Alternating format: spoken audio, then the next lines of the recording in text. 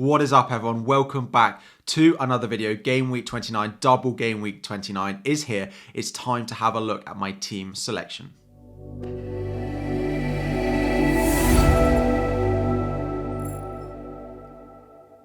Welcome back, everyone. FPL Harry here. Game week 29, the biggest double we're going to have left between now and the end of the season. It is finally time. It is finally here. The international break is over. Players are back, hopefully training with their clubs, and we'll talk about a few of them, which may not be quite yet, and what that means for our FPL teams in just a moment. Before we dive in, we're going to have a look at how we got on in game week 28. Although it was a couple of weeks ago still, we are going to have a quick review of it. If you have not already liked the video, we are less than 1,000 subscribers away from 50,000. So anything you can do to help me get there would be much appreciated. But looking at my game week 28 score, it wasn't the best. It was the blank game week. I did get a small red arrow from 1,300 in the world to 1,400. So not the end of the world with 54 points overall, but it is that small red arrow, which I didn't really want, particularly given that I did make an extra transfer really close to the deadline to add an 11th player. So I did have more players than the average player, but it wasn't enough to go and get me a green arrow. My defense was an absolute horror show. So we had blanks across the board. Kepa with a 1, Zinchenko with a 2, Chilwell with a 1, and all my other defenders with blanks and 2 points as well. Moving into midfield, the points do look a little bit better. So of course, Bukayo Saka did really well with his 18, but because he wasn't my captain, I didn't actually really want him to score that many points, and Martinelli in there with a 7-pointer as well. Up front, things were okay. Harry Kane got his goal as my captain, 12 points. Ollie Watkins with just an assist. Howie didn't score with a 5 points. And then Ivan Toney with 2, but at least he didn't pick up the yellow card. So at least I can field him going into the next game week, into double game week 29, because he didn't get suspended. He didn't pick up that yellow card. Rye on my bench, the only player with a fixture with a 2. In theory, I should have played him over Kepa, but Kepa with the home fixture against Everton versus Rye playing against Leicester, that was never possible. So small red arrow. It is what it is. We're going to have to move on. Game week 29 has been the focus for quite a while. So, of course, game week 29 is the biggest double game week that we have left this season. And one of the teams that we are looking to target particularly is Manchester United. Now, Manchester United, you might look at their double this week and go, Newcastle away, Brentford at home. Why would I buy a Manchester United asset when that is their double, when I could buy the likes of James Maddison, when he has Crystal Palace and then Aston Villa as well? Now, I agree with that looking at game week 29. And actually, if you look at game week 30 as well, James Maddison has Bournemouth at home. However, he then plays Manchester City in game week 31 and then doesn't double again this season. Whereas if you are investing in Manchester United this week, they then look to double in game week 34 again, and then likely in game week 37 again as well. So not only do you have the additional fixture this week, and actually a better fixture in game week 31 as Manchester United play Nottingham Forest over the likes of the Leicester assets, but particularly Maddison versus Fernandes, which is a lot of the decisions that are being made at the moment.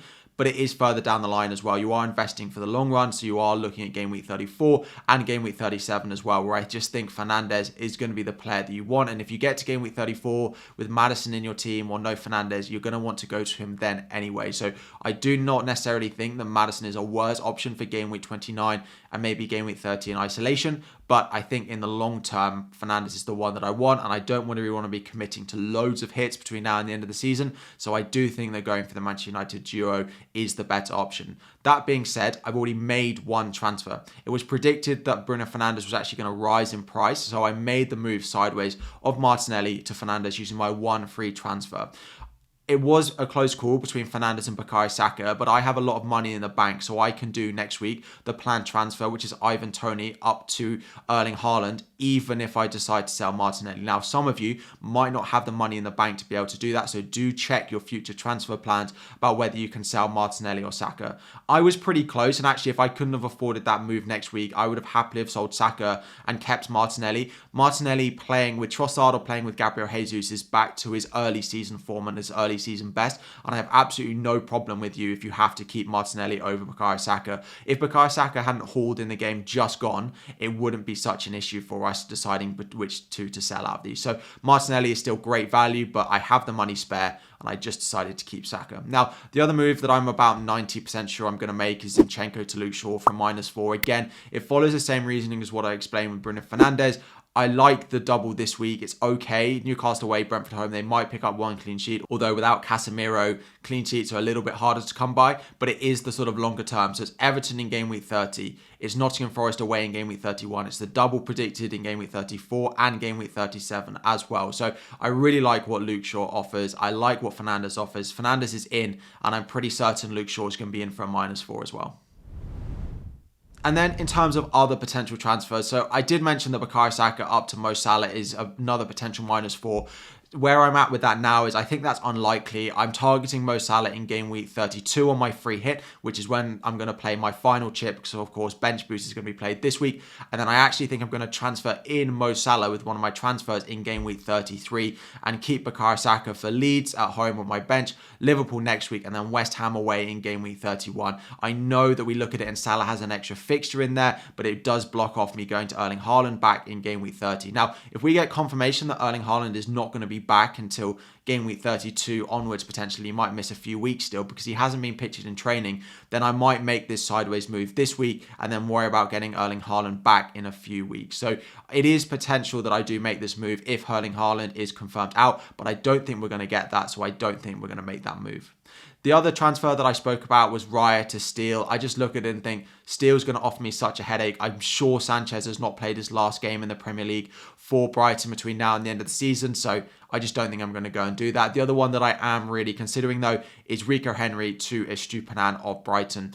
I think this week it's pretty close. Is it going to be worth a -4? Probably not. But if we have sort of a good amount of knowledge that Estupiñán is going to start at home to Brentford, I think I will likely make the move from -4. And this follows, again, a similar thing to the Manchester United. The -4s I'm taking this week are not necessarily to pay off this week, but they're to pay off between now and the end of the season. So Rico Henry has a difficult double this week, and I practically don't play him in my team between now and the end of the season. There are no more doubles for them as well. However, Brighton, of course, double in game week 29. They double in game week 34, and they're also predicted to double in both game week 36 and game week 37 as well. So getting on the right and your favourite Brighton triple up in game week 29, although it might take hits and although it might not pay off straight away, I think it will pay off between now and game week 37 when they have more doubles and more fixtures than any other team in the league. So I don't necessarily think it's worth a -4 this week, but I'm going to have to do it for a -4 further down the line anyway. So why not just do it this week when I think Estupiñán outscores Rico Henry this week anyway? So looking at my game week 29 lineup, we have, of course, the bench boost active. Kepa is my starting goalkeeper with Raya on the bench. My starting back four this week is Chilwell, Botman, Trippier, Rico Henry, and then, of course, Zinchenko currently on the bench.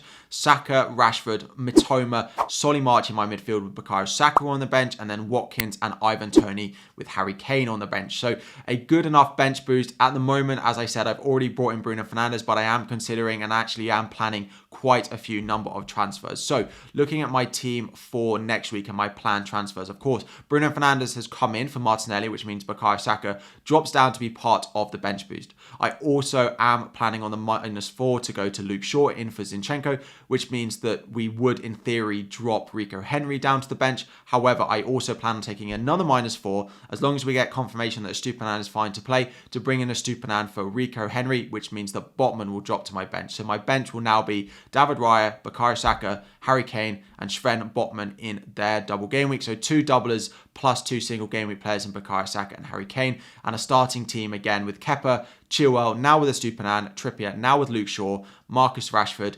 Mitoma, Solly March, Bruno Fernandes, and then Watkins and Ivan Toney up front. In terms of captaincy, it's still on Marcus Rashford. I saw the pictures of him training on his own.